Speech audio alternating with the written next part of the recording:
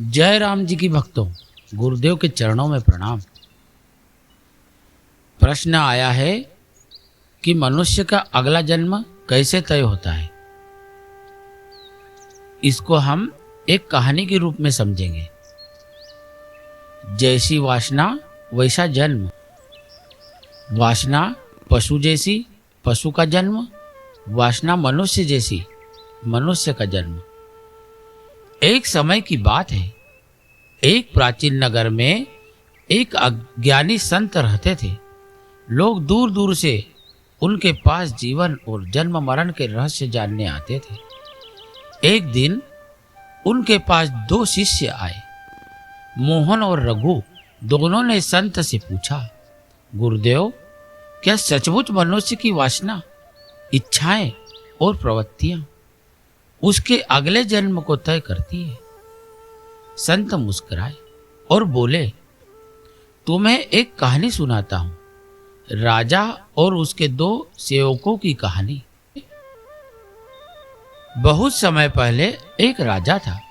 उसके पास दो सेवक थे, वीर और भोगी।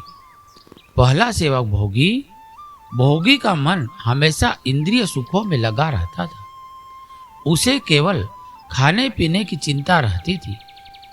स्वादिष्ट भोजन देखकर वह नियंत्रण खो देता था। क्रोध, लालच और स्वार्थ से भरा रहता था। दूसरों का हक छीनकर भी अपना सुख चाहता था। धीरे धीरे उसका मन शरीर के सुखों तक सीमित हो गया।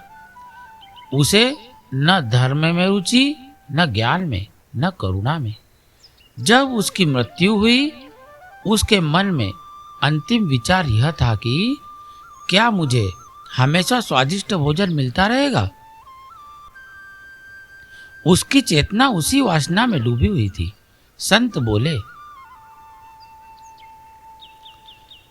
ऐसी चेतना उसे अगले जन्म में ऐसे शरीर की ओर ले गई जहां केवल भोजन और भोग ही जीवन का केंद्र हो गया।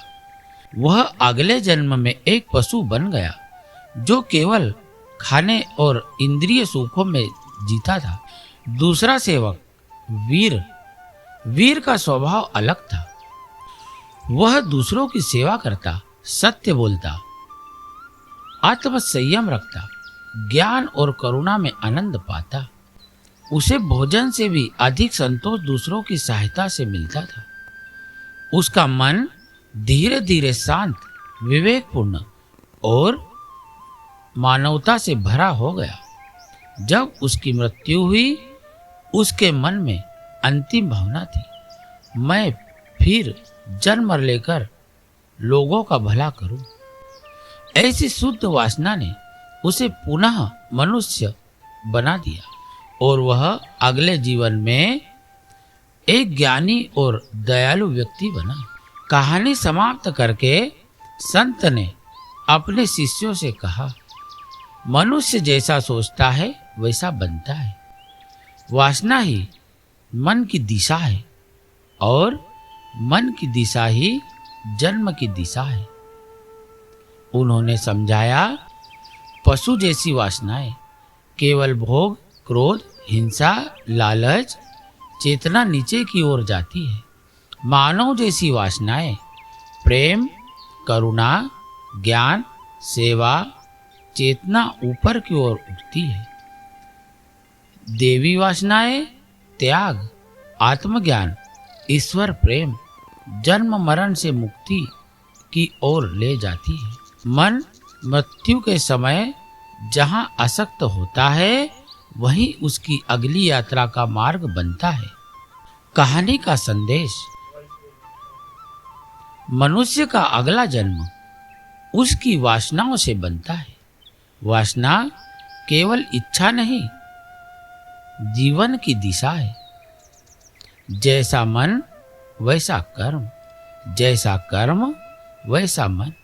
इसलिए ज्ञानी लोग कहते हैं, मन को शुद्ध करो, वासनाओं को ऊंचा करो, जन्म भी ऊंचा होगा, जीवन भी।